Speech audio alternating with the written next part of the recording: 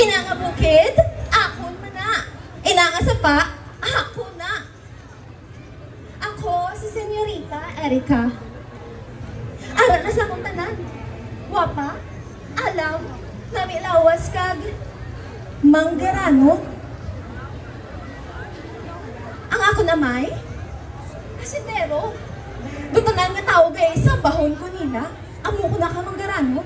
Ang ako ni Lloyd, gwapa nga siyendera. Wala sa permi sa balay. Pero may bayo ko kang bisnida permi. Isa ka adlaw, gapalang lakato na ko sa amon kadutaan.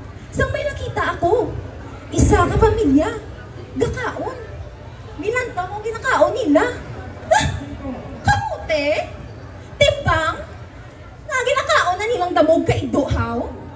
Impamangkot kong timbang. Suno sa timbang. Ginatanog na ako nung ka ginakaon. Wala ko abi kabalo nga ginakaon. Nagali kay pagkaon nung nakaido namon. Pero pwede lang nagali no? Nga miskan daw mga trapo lang kamo. Naginadlaw ka magyapon.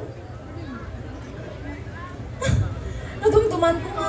Wala ko pa nakita akong ginikanan kayo ho. Timbang? Mapuli pa niyan ka di mama? Ginlain ko ang istorya. Kaya ikumpara ko ang galingon ko sila. Manggaranon ko ya. Manggaranon. Manggaranon.